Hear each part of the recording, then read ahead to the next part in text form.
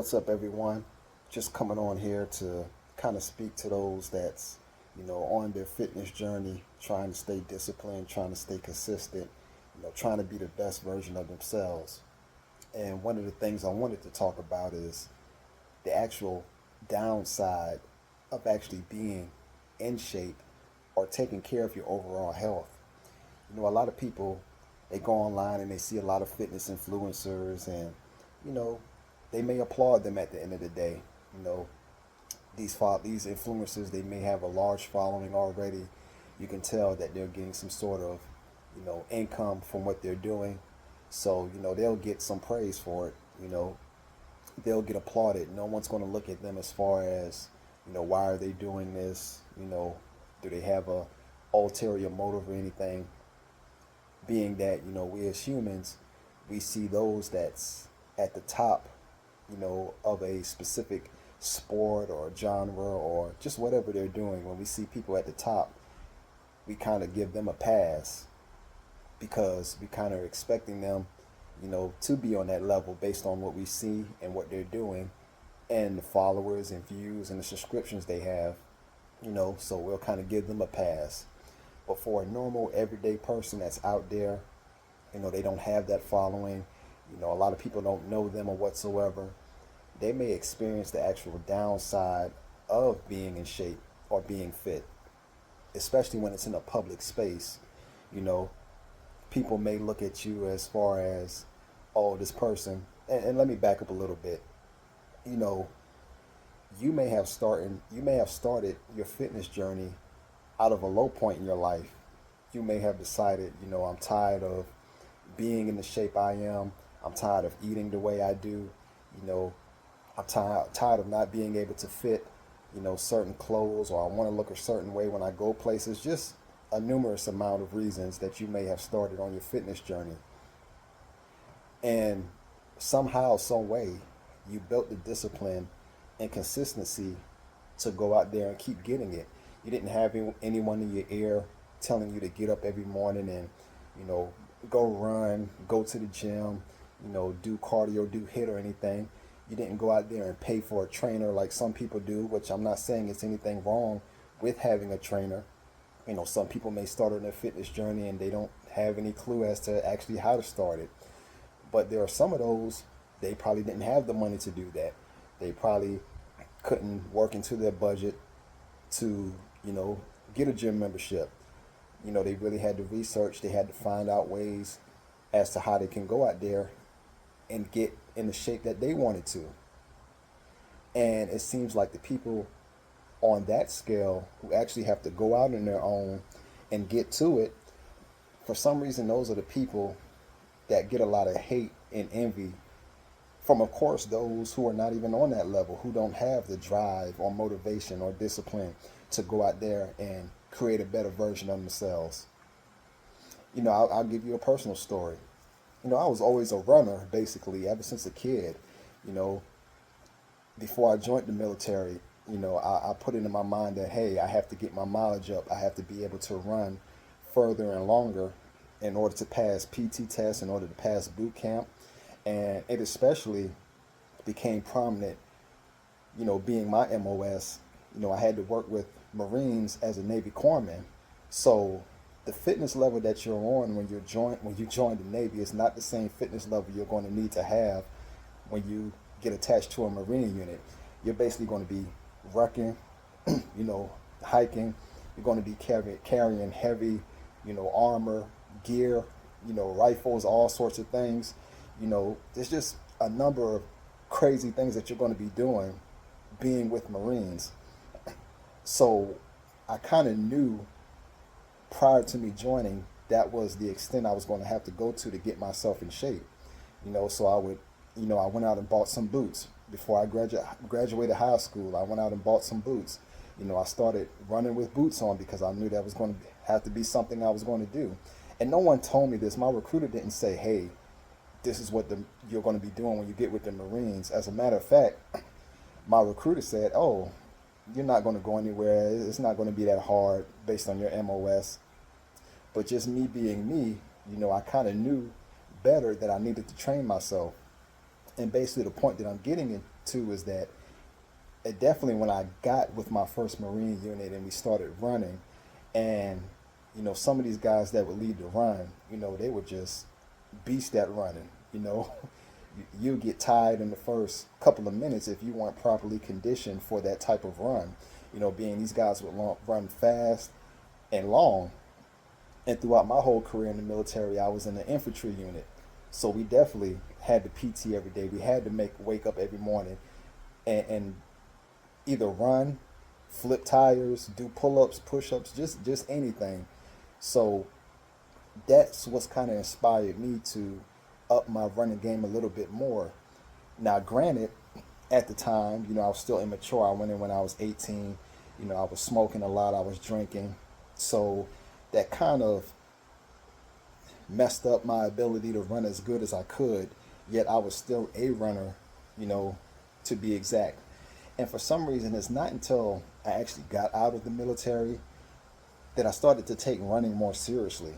You would have thought like while I was in, I would have hit it hard. I would have done as much as I could to run as good as I could. But it wasn't until I got out, it's like something clicked at that moment to where it was like, okay, I'm just going to go out here and I'm just going to run. And I think for me, it may have been more mental than anything. When I run, kind of puts me in a quiet space. I'm not focused on the chaos or whatsoever. I don't pay attention to the heavy breathing or oh it's hot or it's cold out right now. Running just puts me into a quiet space. So I did that for a few years, you know, and at a point in my life I kind of got really down. I was in a career or a job that I wasn't really satisfied with.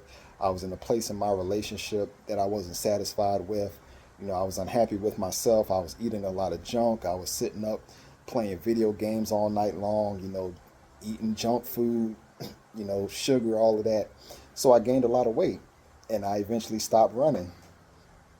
And then once again, a few years later, something clicked again and it said, hey, this is not who I am. This is not the position I want to be in.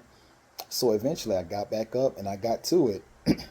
And for anybody out there that has ever ran long distance, you know that if you start and you stop running at any given moment, if you take too long off, your body's going to your body's going to pay for it. You're not going to be ready for what you're about to get back into when you get back there on the road.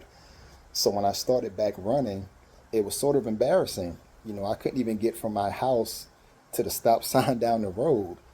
And it kind of plays with you mentally because it's like, man, before I was running miles on miles and now I can't even get, you know, down the road. And like I said, on top of that, I was already dealing with a lot of demons as far as, job wise, relationship wise, you know, mental issues, just everything. So, but yet I didn't let that defeat me. I took those instances and I let it drive me further and further. And eventually, stopping at the stop sign, it became me being able to go down to the park in the neighborhood and run back home. And then it got a little bit more. I was able to run the entire neighborhood. And it, like I said, it just became more and more. But I kept pushing myself. No one was in my ear saying, hey, you need to up your mileage. You need to get back there on the road. After all of those years that I was feeling sorry for myself, I got down on myself. I was eating a lot of junk. No one came to me and said, hey, Thomas, this is not who you are. This is not where you need to be. This is not how your body should look. No one was motivating me. I had to find that self motivation within myself until now. I can basically run 15 miles and not even stop. I can not be out of breath, and I can do that before I go to work, before I go to church. It's easy, but I had to start from somewhere. And the point I'm trying to get to is that people don't see, for regular people like me, what it took to get to the point that you are.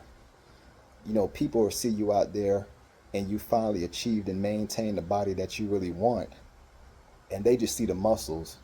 So in their mind, what they see is, oh, what they're saying is, oh, what is he doing? Is he trying to show off? You know, just because he has abs and a chest and some muscles. He's trying to show off. He's trying to run with his shirt off. People don't see the grind you had to go through in order to get to the point you're at. And so people will make comments, people will hate on you. That's one of the reasons that I stopped going to the gym, because it's just a lot of haters in the gym. Everybody in there, they're on this competition level. you know, they like to bombard their way to different equipment. They like to disregard the person that's on the machine. You can basically feel the competition that's going on in the gym. And for me, I'm not into fitness specifically for that. Like I said, I'm in it because I know that's what helps me mentally and spiritually. But I've definitely had people that have made comments about how I look now versus when I was just sitting around with the gut eating junk food. No one seemed to care at that time. No one said anything. No one said, hey, this is not who you are. This is not what you need to do. But as soon as you get some definition to your body, as soon as you're actually in shape, then the hate comes. Everybody's jealous. Everyone has something to say then. But none of that matters because most of us are aware of David Goggins. And his story is kind of the same. No one believed in him. No one gave a shit about what he was doing, that he was fat, that he was working in a job that he didn't like, picking up donuts and Slurpees every day. No one had anything to say at that point. But now that we see this guy that can go out there and just kill it in everything he does, then comes all of the hate. Oh, who does he think he is? You even have other Navy SEALs that kind of get online and talk down on David Goggins, saying, oh, that's not what we're all about, just fitness. It may not be all that's all what y'all are about, but it damn near sets a good image for you guys for recruitment, I would say, when you see someone out there like David Goggins representing the Navy SEALs. But because you're out there and you're actually showing off of the work, the discipline and the consistency you put in with your fitness, all of a sudden it's this hate. And it definitely comes from a lot of men as well. And I'm sure for women, a lot of women hate on each other. So I guess the point of my message is that make sure you're in it for the right reason, you know, especially for the regular people that don't have a large following or not popular or mainstream like that, I guess I'll say. Make sure that you're in it for a good reason. Make sure you're not looking for the applause or, people agreeing with what you're doing or being able to understand what you're doing. Like I said earlier, people don't know the demons that I've dealt with on a daily basis. And that's the reason I've been able to keep that drive as far as being able to go out there and be consistent, because had not it been for me being able to run as I could and be in tip top shape that I am, I don't know where I'd be. I'd probably be in a worse situation, to be honest with you, you know. And to be honest, when I joined the Navy at 18, even though I said I was, working out and I was in good shape, now that I'm 37, I'm actually in better shape than I am when I was actually in the military at 18. So just let that ponder for a bit. But it takes a certain type of drive and consistency, and people are not going to understand that. They're just going to see the model that's in front of them at the moment and think you just woke up and came out the womb like that, and that's not the case. Everything takes consistency, but because these people don't have discipline and consistency in their own lives, they can't conceptualize that. you know they don't understand that, and so they'll hate on you. They'll make little snarky comments about your fitness and the way you eat, and you can't take it personal. You have to see it as that. You have to see it as these people are insecure about themselves, therefore they're projecting their insecurity off on me. And I've had comments directed at me as far as, you know, oh, why am I out here doing this? Why do I do that? Or you could just tell by the looks from people that they feel some type of way. I've put up videos of me being able to work out at my job. Fortunately, I work at a place to where they've built a trail. They've built pull-up bars, dip bars, squat machines, not squat machines, but a leg press machine, just kind of anything you can do. And if you see a lot of people walking the trail because they feel like that's safe, it's nothing wrong with walking. But what I'm trying to say is that since I've worked at my job for the last 5 years, I've only seen 3 or 4 people use the pull up machine or the dip bar or the leg press machine. You don't see people getting on that because they don't feel confident, probably, to get on that. You know, maybe they just don't know how to use it. And I noticed that when I go out there and use those machines, a lot of people, when they walk past, they'll stare. You know, they'll look in awe. They'll kind of like, oh, someone actually uses that. And some 1 or 2 people have actually stopped and started doing some pull-ups with me. So a lot of people, they're worried about their image and how they'll look, or the opinions of others, and you can't be in fitness for that at all. You have to be in fitness for the right thing, you know, because if you're relying on people's opinions, and the day people will come up to you and say congratulations, you did it, you're going to be waiting forever. You're going to be wasting your time. you know Even your close relatives, your friends, family, you know they may be some of your biggest haters. But you can't focus on that, because it's not about that. It's about you being able to keep yourself in a space to where you're committed, and it makes you a better version of yourself. So if you like this and you've dealt with your own struggles in your fitness journey, let me know in the comments below. And make sure you like, share, and subscribe to this video.